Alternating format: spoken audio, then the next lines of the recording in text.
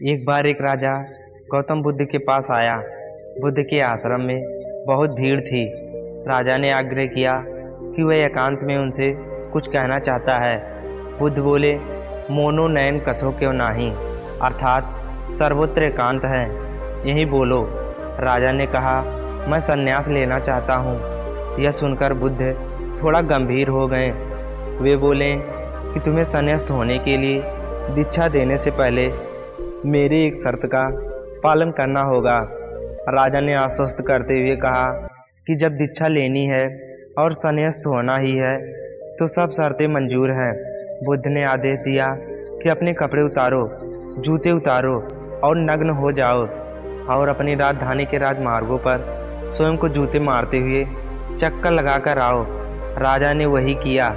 वह नग्न होकर स्वयं को जूते मारते हुए राजधानी की सड़कों पर दौड़ने लगा।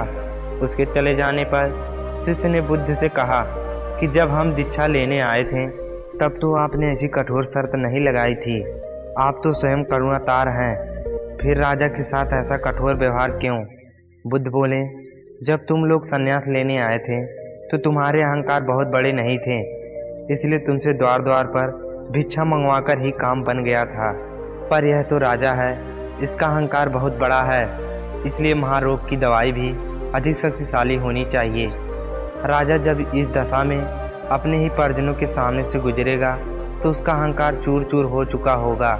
राजा ने शाम तक शर्त पूरी कर ली और बुद्ध के चरणों में आकर बैठ गया और कहने लगा, भंते, मुझे दीक्षा देकर अब तो संन्यास्त करें। बुद्ध ने राजा के सर पर मुकुट रखा और कहा, अब तुम्हें संन्यास लेने की कोई ज़रूरत नहीं है। जाओ और स्वामी भाव छोड़कर सेवक भाव से राज्य करो। अब तुम एक राजा नहीं बल्कि राज्यश्री हो चुके हो। नमो बुद्धाय।